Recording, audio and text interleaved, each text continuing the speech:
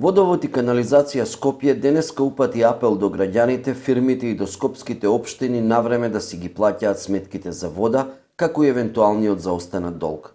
Скопските домаќинства должат 9 милиони евра на име на неплатени побарувања, а вкупната сума која вклучува неплатени и тужени побарувања и за домаќинствата, и за фирмите, и за државните институции изнесува 18,7 милиони евра.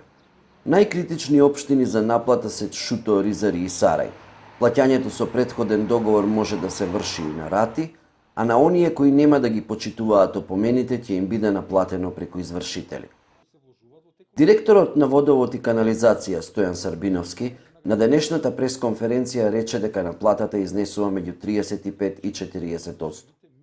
Функционирањето на водовод не е доведено во прашање, барем за сега, а според директорот ниското ниво на наплата нема да влијае ни врз плаќањето на сметките за изградбата на новата зграда која е во тек. Новата зграда кога очекувате да биде готова?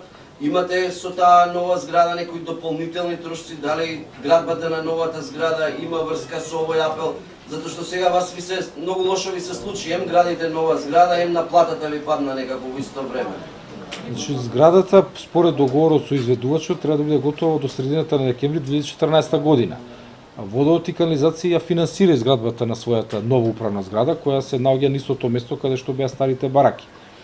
Меѓутоа, водовод влезе пресметано во изградбата на новата зграда, меѓутоа не заборавајте, водовод и канализација покрај изградбата на управната зграда секоја година има врска за одржување и замена на старите подцинкувани цевки, азбест цементни цевки, негде околу 13 до 15 километри, понатаму е, како што кажеме, купување на резервни делови за водомери, нови водомери, вградување, значи се тоа трошоци. Ако сакате, доволно е само уште напел ова кражба што се случува на капаци и на решетки, на крајот кој ќе ги поднесе тие трошоци. Значи еве утре вие ќе као новинари ќе напишете дете паднало во шахта, кој е водот крив е водот. А всушност некој пред 2 дена го украл капакот, има илјадници капаци тука. Значи повторно тоа се сето трошоци кои паѓаат на терет на водот. Значи ние Зборот ми е дали со овој пад на наплата ќе имате проблеми во финансирањето на градбата? Не. Во изнаоѓањето начини за зголемувањето на наплатата, денеска се огласи јавното сообраќање предпријатие Скопје. Од сега, против оние патници што ќе бидат фатени без билет и не ќе можат да платат казна од 200 денари на лице место, ќе биде отворена прекршочна постапка пред комисија во Министерството за транспорт и врски, наместо пред судовите како што се правеше досега. Тужбите пред судовите воглавно застаруваа и ЈСП од нив немаше приходи.